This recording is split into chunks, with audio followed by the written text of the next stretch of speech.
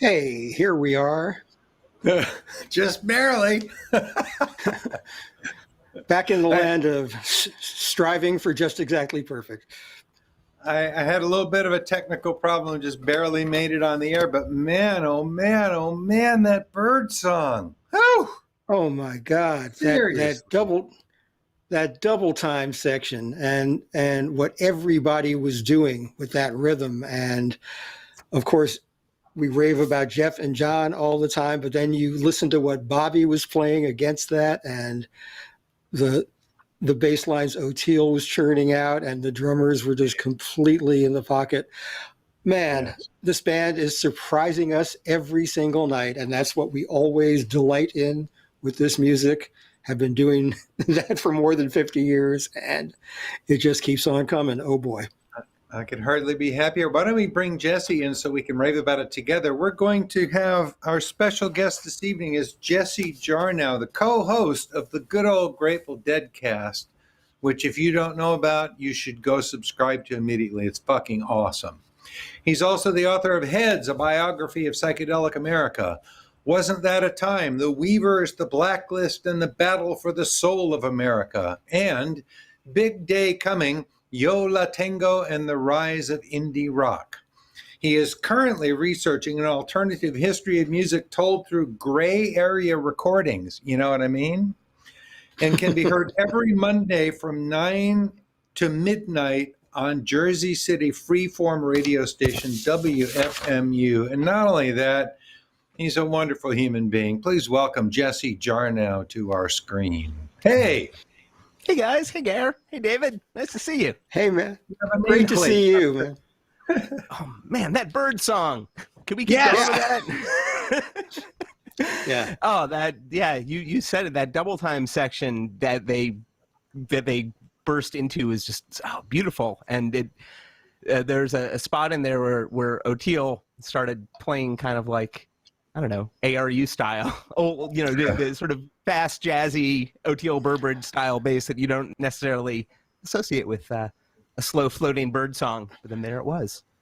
Well, specifically, what I was hearing was him and O'Teal locked into a vamp that may have been intentionally or inadvertently Herbie Hancock's Cantaloupe Island, which is a tune that got sampled by many hip hop people. So I'm sure it's in their vocabulary from that, but also as incredibly well-versed players. I'll have to ask those guys about that if they were, because the great thing about this band is the frame of reference has broadened with these younger guys in the band. You know, you'll hear O'Teal quoting bass lines from the Ohio Players or from Stevie Wonder. You know, Jeff's vocabulary is just ridiculously immense. And of course, John brings his own broad range of taste to bear. And that's what keeps renewing the music. Before we go on, let me take care of a little bit of business here. I need to remind people that we're offering a free preview of the Dead and Company show here on nugs.net. And if you're watching this here on YouTube, you are in a position to convert it to watching the entire thing. You can go to livedead.co and sign up to buy this broadcast. And by the way, if you do that now, you still have plenty of time to go back and watch the first set. You did not miss anything if you order it now. There are also many options for subscribing to the entire season. There are audio-only downloads in a great variety of formats. Nugs.net has a huge amount of music, an archive of thousands and thousands of live concerts and other stuff from a huge number of bands. And if you subscribe to this Nugs.net subscription service, you have, among other things, access to all of the Dead and Company shows going back to 2016. Let's go back to talking about Dead and Company. I'll quickly run down the set list and then turn it back over to you guys. Shakedown Street was the opener, an amazing Bertha. Fenario, a.k.a. Pretty Peggy-O. Me and My Uncle, They Love Each Other, with a nice drawn-out ending. West LA Fadeaway, and that spectacular bird song to close things out. Man, the other thing that I kept thinking about during the bird song mostly, but other points in the set is I could just watch a Kreutzmann cam, just like put the camera on Bill the drummer and watch him drum, because every time they cut to him during bird song, it was just watching him dance. It was so cool. Yeah, I've said before that if someone put out a multi-disc box set of isolated tracks of Bill Kreuzman's work on the ride cymbal, I would buy it. Totally. It's a great group, people. Yeah. No, and I'm, also enjoying very much, Mickey's expanded vocabulary, less anchored to the kick, more floating free across all his tools. Yes. The second set is where he really goes to play. Oh yeah. Has he broken out the fly swatters for every show so far? I haven't noticed. Yes, Jesse, you may not have heard this yet, but in Mickey's arsenal of striking objects, some fluorescent green fly swatters have appeared at numerous shows, and they sound great. Oh, I saw there was some sort of triangular contraption happening during Peggio, I think, that was adding a nice texture. It was cool hearing that. I've been listening pretty hard to those the Wolf Brothers shows that happened, over the pandemic, and where Bob was really kind of going hard into some of that folk stuff with Greg Lee's on pedal steel, and it's kind of become kind of like a new, like I grab some of the recordings, and it's become kind of like a new album for me. So I've been listening a lot to Bob sing that song recently, just in my rotation, and then it was cool to hear it transferred back to the big band, as it were. Can we change the subject and talk about the good old Grateful Dead cast, which is, I have to say, the most coolest damn thing to come out of the Grateful Dead culture and scholarship. And I've participated in the Grateful Dead culture and scholarship for decades. You guys have put together the most amazing, extended, deep dive into this stuff. I could hardly be more thrilled than what you're doing here. Thank you so much, David. And it's really, said this before, but we couldn't be doing it without the stuff that both of you guys have been doing for so long, and standing on the shoulders of other heads, but thank you. It's been just an standing honor. On the shoulders of heads is a phrase that we're going to be hearing more of in the future. Anatomically impossible, but fascinating. Yeah. But it's been nothing but an honor and a thrill to get to have an excuse to just dive into these songs and these albums and these recordings and just chase down all the answers and questions and anything I ever wanted to know about these things, and go deeper and deeper and deeper and deeper. You guys put in the time. I mean, I remember when you and Rich Mahan were traveling around collecting interviews, and then we didn't hear from you for a good long time, and it turned out that you were assembling this immense collection of interviews and artifacts and stuff before you started working, which I think is really great that you have the luxury and the ability to do that rather than have to crank stuff out before you were ready to, it's like you had a picture of the whole thing and you planned them out season by season. And it's just really, again, just brilliantly done. Thank you. Yeah, and that wasn't totally a plan when we started. We didn't really have a plan when we started. It was just, we kind of went out and did a bunch of interviews, and then kind of began shaping them and see what we had. And we're still kind of tapping into that original stash. But the research part of it is I love, and there's been all these kind of advances actually in technology that have made the whole thing easier to do and easier to kind of sort through all these incredible interviews and recordings that have happened. Yes. Where they're, can find in, archives of old radio interviews with everybody, with Garcia, with Hunter, with, people, everybody else in the band. And then there's this voice transcription technology, and can have all of the interviews, including the ones with you guys, in one place. And then it's we're talking about Owsley. Type in Owsley into the search, and all these references pop up, and it's this incredible.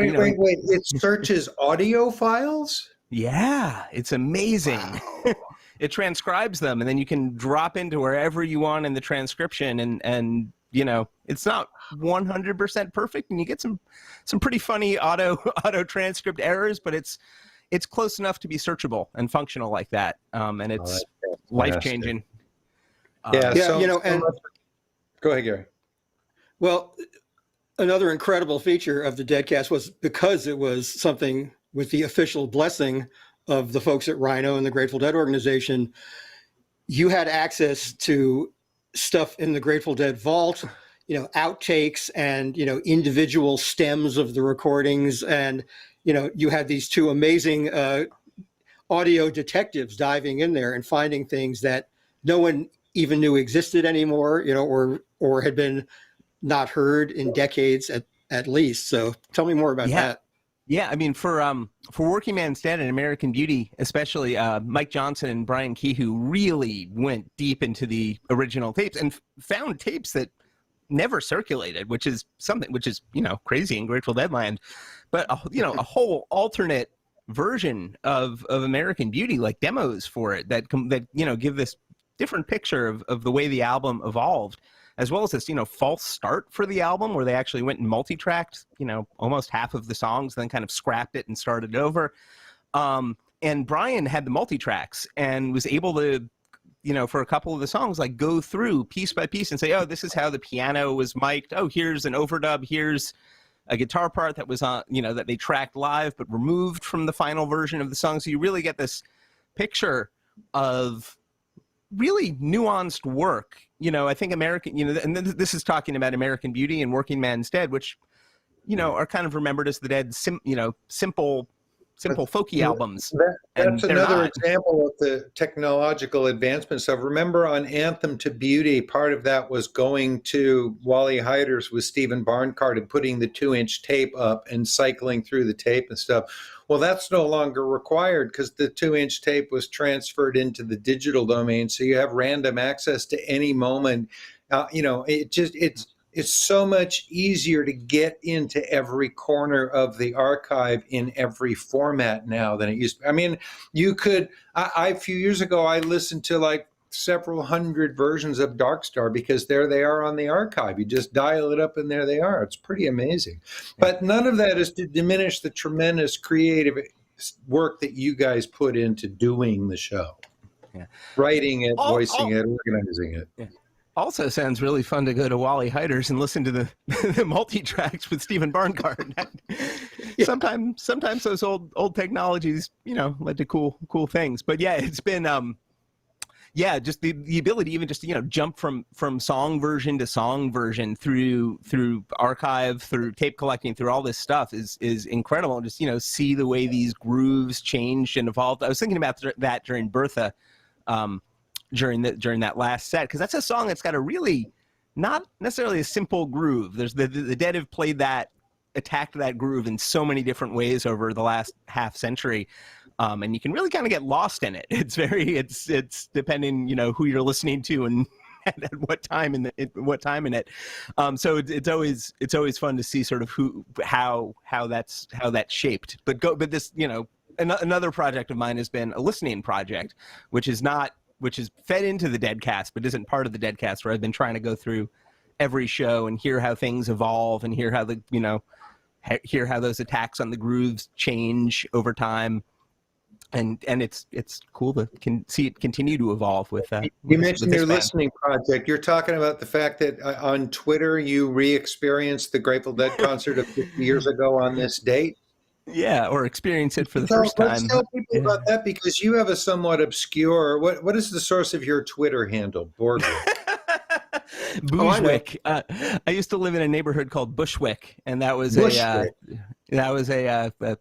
silly and hard to spell pun on Bushwick. It was Bushwick. It was what we called the neighborhood. I've been saying it wrong all this time. Now I understand it. I'm terrible at coming up with catchy names for things, and that's another in a long line. Our viewers who are hard to pronounce should look Jesse up and follow him, because he'll do this thing and do literally like a measure by measure, bar by bar, song by song recap of the Dead show that happened 50 years ago on this date. And I saw him doing it, and I didn't realize he'd already been doing it for a while. So he said, "Oh yeah, I've been at this for several years already." Yeah, it just started as a diversion, and just kind of, it started a lot less evolved than it is now, where I'm really, trying to find pictures of all the shows and going. One of the amazing things about the Internet Archive, as well as the dead.net, is people post their memories of these shows, and you can kind of get these like scene reports that are folkloric, oftentimes like, oh yeah, they're, just you get, there was one from a couple of weeks ago that was about the Yale Bowl show from '71, where people were, which Gary was at, which they talked. There were a couple people in the comments talking about, oh, that was the first glow stick war. My dad worked for this company, and there were all these glow sticks in the garage or whatever, and we, my friends and I brought them to the show in backpacks, and that's, as far as I know, the first time any of that had shown up at a hippie concert. So you learn. And you also noted in your tweet that was the last appearance of the original 5 person lineup of the Grateful Dead. Yeah, that was yesterday's one. Different slight, that was yesterday's show in Gaelic Park, which I think Gary was also at. I was there too. That's right. Yeah. Because Pigpen took his leave of absence after that, and then Keith came in, and then Pigpen rejoined. So indeed, that was the last time we saw the core 5. One thing I want to point out about the Deadcast, though, because, talking about all this diving into the vault and finding outtakes, people might think it's just gearhead talk, but one of the real characteristics of it is the narrative is so beautifully crafted. It's great storytelling. You'll find a guy like Bob Matthews, who really didn't talk too much for public attribution for years and years, but was so crucial to the Dead's earliest recordings. And hearing him tell those stories is priceless. And then, then you'll hear hilarious things about things that went wrong. And, it's great narrative storytelling. It's great. I'm a long time fan of radio, the oral experience of something is really a wonderful thing that I think has become a lost art in some ways. And the Deadcast is a really incredible example of that being done really, really well. Well, thanks. And I really mean it when I say that we're building on stuff that both of you have done. I, grew up in Dead Hour and various other video documentary type shows that were, sort of popular in that era. On listening in, on the alarm clock radio in my bedroom when I was supposed to be asleep in high school. And that stuff burned its way into my brain. That storytelling, with the musical examples and the oral histories kind of all interwoven, and that's been a real priority for us, is finding witnesses, finding people who were there, finding the people to dig up these stories that maybe didn't have any context to tell before, and now we have this framework and all these little things kind of fit in to make this bigger, crazier story that can veer off in all these different directions. Hey, we should interject. Sorry, Gary? Can I just interject? We should remind people that what you're watching right now is called Dead Air with Lambert and Gans, and it is something we're presenting at the break of every show on the Dead & Company tour, in the hopes it will provide more entertainment than a slide that says "Please stand by." And I think we're doing pretty good so far. And you can get this if you're just watching the free preview of it. You can get the full broadcast. You can, if you have the means, subscribe to the whole tour. It's available in HD or 4K, and it's been a blast so far, and I don't see any signs of it letting up. So we recommend that you check it out at nugs.net. Thank you. And I wanted to ask you about the Frau Show. Now you're in radio doing your own program. I am. It started off extremely late night, and then moved to just regular, very late night, and now it's in the quite reasonable hour of 9 to midnight on Mondays. It used to be 3 to 6 a.m. But it's on WFMU, which is a completely freeform, listener-supported station in Jersey City. But as we say, the freeform station of the nation, and it really is total freedom. So my shows are kind of a mix of really a lot of new music, but I also do a lot of live sound collaging and stacking of things, and basically improvising my way through. There's usually about an hour of each show where I kind of don't know what's going to happen, and I've got a bunch of things sort of in a virtual pile that I know are going to sort of combine and crash off each other in some way, and then see what happens. But because it's non-commercial radio, I can also play live tapes and bootlegs and outtakes and pretty much anything I want, as long as there are no non-literal curse words. figurative curses are okay. I've learned the difference in the late night hours of the FCC's finely grained rules about obscenities on the air. But besides those, total freedom. It's fucking amazing. And it's on where and when again? Pardon me? Tell us where and when it's on again. It is on from 9 to midnight every Monday night on WFMU, which is can be heard all around the world at WFMU.org, and in the New York area at 91.1 FM. And WFMU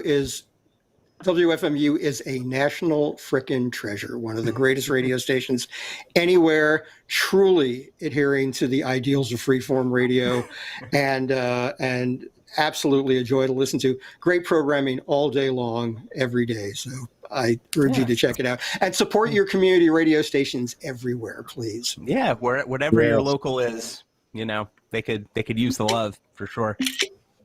That is very true. We should let Jesse go because it's getting close to time for the band to come back. All right. Well, happy Vanita Day, everybody. Happy A27. Happy Alice Coltrane's birthday. Yes, indeed. Yeah. It's been wonderful. Yeah, Jesse. And hello to all enthusiasts out there. Shout it out to our Thoughts on the Dead commenter buddies watching. Yes, and please, Jesse, please come back and visit us on Tales from the Golden Road so we can get a little more expansive on Sirius XM's Channel 23, because we really want to hear about how your new book is coming, which will be right up the alley of a lot of our audience, because it's about the making of surreptitious recordings. Yeah, totally. And the Dead are right down, the middle part of this 120-year history. They're literally directly in the chronological middle when you go from like wax cylinders, people recording wax cylinders in the opera up to like viral videos. The Dead are, the pivot point in a lot of ways. So looking forward to talking more about that. We'll look forward to seeing that. And we'll talk to you when the book comes out. That's great. Thank you again for being with us. Yeah, totally. Thanks for having me. See you guys soon. Thanks, Jesse. Bye. All right. We're told the band is heading for the stage, which means that soon they will step through the amp line and take their spots. Right. There can always be What? There can always be a disparity between urgent and leisurely in their progression to the stage, but we'll see. I'm just so delighted with what we heard in the first set. I feel like this band, I keep thinking, well, it's going to level off here. It started really, really strong, and it stayed really interesting and just gotten more interesting, and jams have gotten more intense and stuff, and it's not leveling off. They just keep getting better. So I'm pretty thrilled with what we heard and looking forward to whatever's going to come in set 2. Indeed. It's been a constant delight. I haven't felt like the music has lagged much for any significant portion of any show so far. And just so many great ideas, just bursting from every corner of the stage. And we're thrilled to be bringing it to you on nugs.net. Once again, we hope you will avail yourself of complete shows, or if you're watching the preview. If you are already tuned into the full stream, we compliment you on your excellent taste. And we also, of course, always want to urge people to support the Rex Foundation and Headcount and the other fine causes that the band has its full weight behind.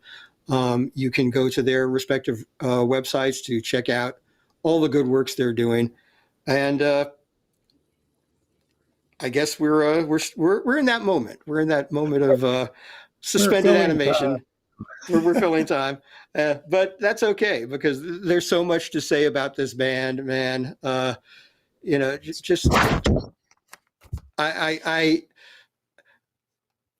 not rendered speechless all that often because I get paid to talk about this stuff, but it's really. It's been kind of astonishing just how engaged I am in this, and what pleasure I'm getting by being able to watch these shows in a distraction-free atmosphere and apprehend the music in such detail, and then go back and rewatch sections because you have that 48-hour window.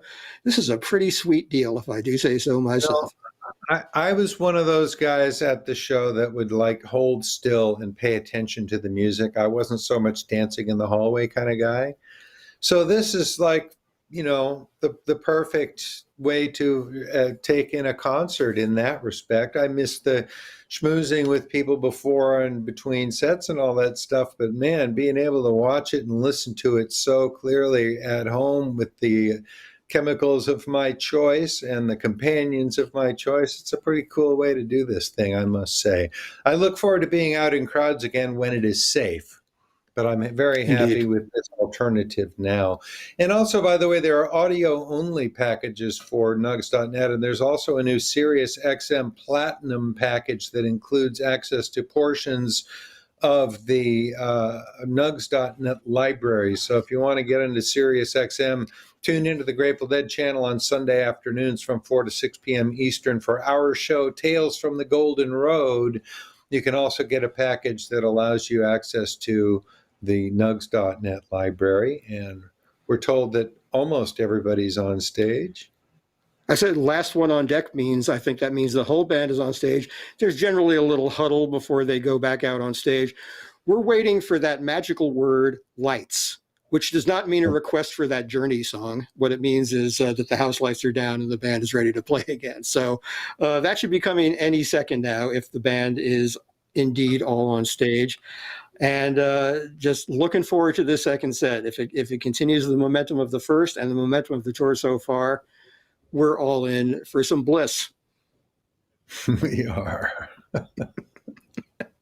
And by the way, these interviews are archived on YouTube. So if you enjoy them, you could share them with your friends. They will include the first song from the second set as well. So there's a sample. Our program is tied to the free sample of set 2 of tonight's show.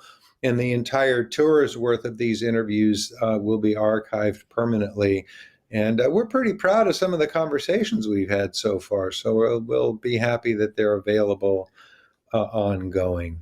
But really, yes, and what we're really anxious to have is the band return to stage so we can stop talking. Yes, but there's more of this to come. We are lining up guests as we speak, kind of on the fly. We're filling in those spaces. And there's a bunch of spaces because we're doing this through the end of the tour in October. So we're dealing with the first leg right now, which will be over at Wrigley Field, I think on the 18th of September. Then they take a little break of a few weeks and then get back to it. And we can't wait to see how this whole tour unfolds because it's off to a start of historic proportions. I'm certainly feeling that way. Musically, it's very, very, very engaging. I could hardly be happier. But I'm repeating myself now, talking about how much I'm enjoying the music of Dead and Company. Where are they? SPAC, Saratoga Performing Arts Center? Yes. Yes, That's indeed. been the site of many, many beloved Grateful Dead shows over the years, and others. Fish and lots of other bands have played great sets there. Oh, yeah. Yeah, the Dead only played. I've never been myself. Yeah. I was surprised the Dead only played there 4 times. But the succeeding bands, all of them, Rat Dog, Phil and Friends, the other ones, The Dead, Further, all came to SPAC because it's a really beloved venue for the beautiful grounds, a great lawn, a balcony within the shed portion, which is a great place to see the show from. And then it's very dancer friendly. And so it's always been a great place to hear this kind of music, and long may it run. Beautiful, beautiful place. And it'll be even more beautiful when the house lights go down. That's really a great moment when the second set is about to begin. And those house lights go down and you hear the roar of anticipation. That should be happening any nanosecond now. Please. Or not. Please. Register and vote, everybody. I don't care who you vote for as long as you register and vote. Democracy works better when everybody participates. But I would also recommend that you pay attention to what's going on in the world and make your vote an informed one. And I would urge you to make your vote a compassionate and thoughtful one as well. Beyond that, we don't want to get into anything partisan, but registering to vote is a universal, yes, please do this, because we all need to make our voices heard in the running of this world. If you're not happy with the way things are, speak up and help change things for the better. That's right. The more people participate in democracy, the more representative that democracy is. And our friends at Headcount are doing heroic work in registering voters and recruiting people to become registrars of voters. So they don't just ask for donations and they don't just ask you to sign up to vote. They also encourage you to become part of the process of broadening our democracy. A beautiful thing. It is beautiful. And we're still waiting for the lights to go down. We're going to have to develop some kind of more interesting routine than this BS right here. we could incorporate puppets, there could be. Well, or we could, we could start like a really, really long countdown clock that obviously has no connection to reality and just have it going down for like 2 days, 23 hours and 11 minutes down, counting down or something like that. Because really, I just feel like a complete blithering fool right now trying to fill this time until they turn the lights off and the band resumes. Seriously, I think at this moment what we're doing is creating a hazard situation from which the music can rescue people from spiritual distress, having to watch two old men making fools of themselves on the internet. Well, of course, that's one of the primary functions of the internet, so people are used to it. I can't even find, there isn't even a cat nearby that I can heave into the picture here. I can show you my Curious George t-shirt, though. I'm pretty proud of my Curious George t-shirt. Yes. My form of intoxication. Right. My WoHop t-shirt has a dead connection too. I wore it especially for Jesse because WoHop is a beloved and venerable dungeon of a Chinese restaurant in the heart of Chinatown in New York City, has been a favorite of Heads for a very long time.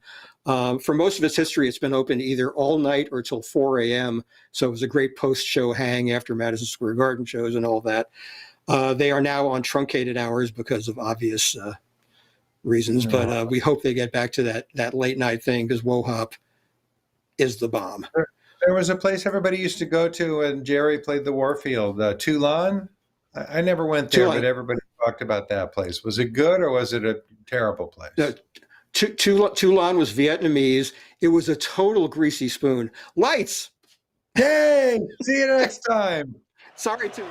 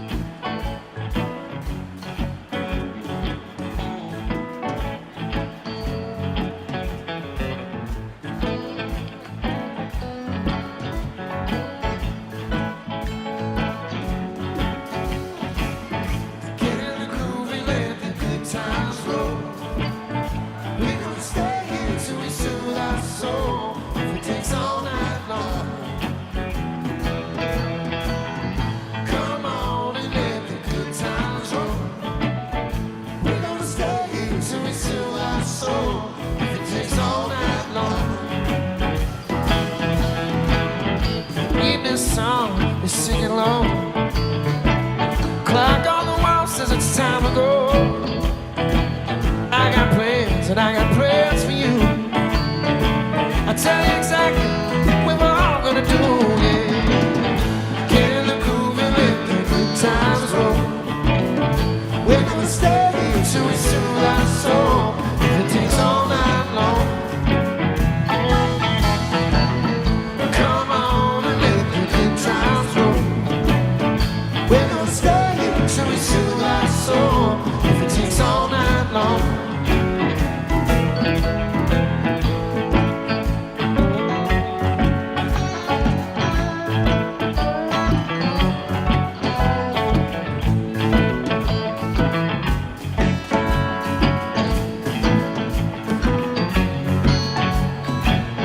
Might be 12 o'clock and it might be 3.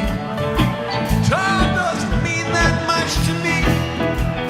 Ain't felt this way since I don't know when. And I don't know when I'm ever gonna feel this way again. So come on, Get in the groove and let the good times roll.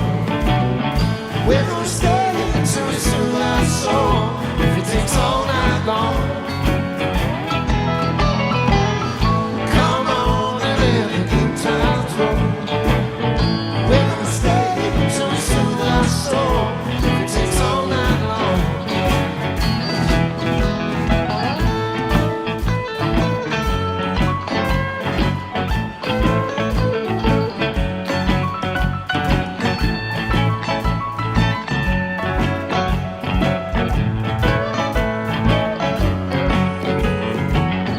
might be 6 o'clock, it might be 8. It don't matter that it's getting late. We're gonna make the band play one more song. Get in the groove and if it takes all night long. Get in the groove and let the good times roll. We're gonna stay here till we soothe our soul. If it takes all night long. Come on and let the good times roll. We're gonna stay here till we soothe our soul. If it takes all night long.